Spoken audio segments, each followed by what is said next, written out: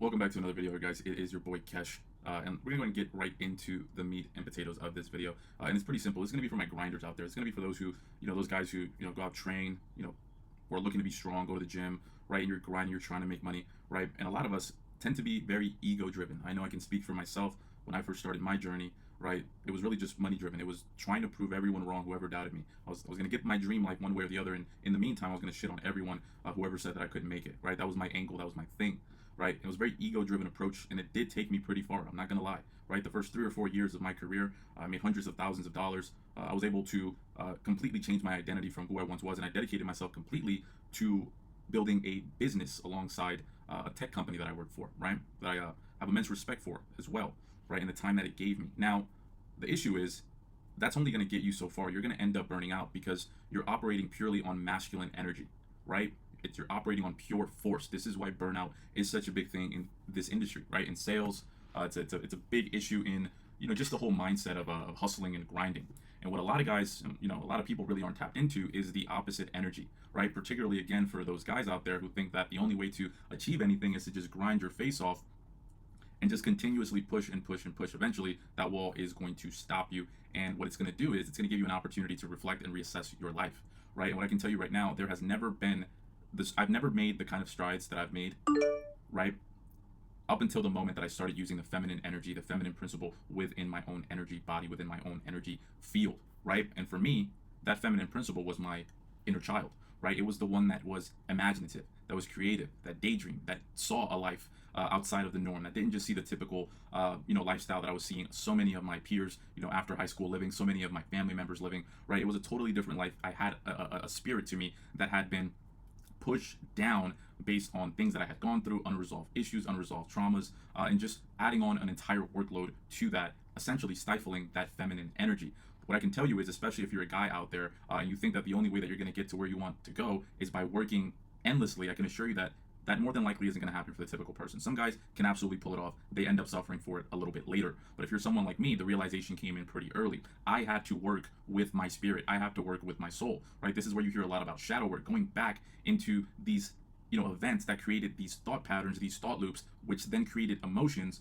From there, the emotion coming from the soul, the energy giving that emotion energy, right, which is the main manifesting, power of the soul, that emotion, right, and thus creating a reality that was less than appropriate. Yes, I had the money. Yes, I had the success, but yet and still, I felt unfulfilled. I felt unaccomplished. I felt like all the things that I had weren't truly mine because I had avoided so many other things that would have made me a congruent, complete man. And this is where I had to go back and get that feminine energy and align it, right? Aligning that left and right hemisphere of the brain. I'm sure a lot of you guys hear about things like that. That is in essence what we're talking about, more of a physical manifestation of the spiritual energies combined. But the biggest reason why you're going to want to include feminine energy into what you do is because if you're looking to do something new, if you're looking to step out of a current identity and into a growing identity, you must be okay with making mistakes. You must be okay with starting over. You must be okay with looking foolish, right? And it doesn't matter what the world tells you. What matters is how you feel about yourself.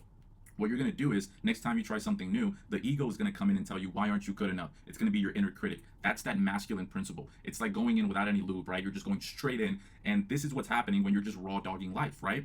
Now, what the feminine principle is, for a lack of a better term, but I want you all to feel me here, it's going to be the lubrication to this drive, right? It's going to make it a much smoother ride when you're going into particularly new things. So for example, instead of being super critical, super negative on something that you feel like you didn't do super well the very first time, what you're going to do is apply the feminine principle. You're going to be patient. You're going to be nurturing, right? You're going to be caring. You're going to be compassionate. You're going to be kind. You're going to work with this masculine energy that wants to go, go, go, go, go, and you're going to curate it and move it in a direction where it doesn't fire off like a missile where it just goes up and then it crashes back down, right? What the feminine principle is going to do is it's going to allow you to take off, maybe not as quickly as you want in the beginning, but it's going to give you that consistent and steady ride simply because you're going to be your own best friend. You're going to be your greatest support system. And by effect, you're going to live in a reality where it's okay for you to make mistakes. You don't have to be perfect. No one's going to expect you to be perfect. And it's going to allow your creativity. It's going to allow that, that original spirit that was there when you were young to feel safe to actually come out. And this is when your greatest work is going to be produced here, guys. You need to be able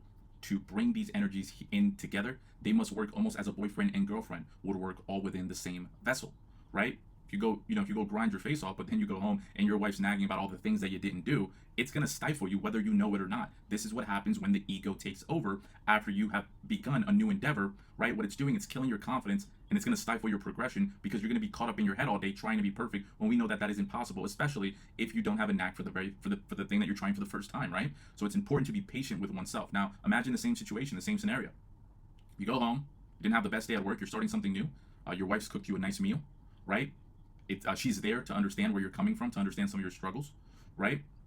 She's nurturing, she's catering, she's motivating, she's supporting you, right? I'm not asking you to look for these things in other people. The point is, if you can do it for yourself, you will be unstoppable. You must create a positive relationship between your ego and your inner child, your spirit, which is the primordial manifesting tool set that you have at your disposal as a man, right? There must be union and harmony if you're looking to create the life that you want without having to go through burnout, panic attacks, high levels of stress, and eventually, for a lot of people, even ending up quitting on something that you could have been amazing at. You need to be there for yourself, guys. You need to be your own best friend. You need to be your own support system. No one's going to do it better than you. I can assure you of that. No one's going to be a better support system to you than you, right? You are all that you have in this world. Everything you see in this reality is just a projection of your inner relationship with yourself. So this is where it starts, guys. You need to merge these energies together, and I can assure you, you will be the most complete, the most integrated and congruent version of yourself that you could ever imagine. It is truly, truly a treat. We're gonna get into a lot more detail on things like this, but this is something that I had on my mind today. I wanted to get it out, right? Stop trying to go out there and make a bunch of great friends and date this perfect individual when your relationship with the primordial projector of reality, right, is in chaos, is in disarray, right? You need to fix your house first. You guys can see, house is pretty clean, right? The mind's clean, right? I'm not talking to you guys about getting your life together, right?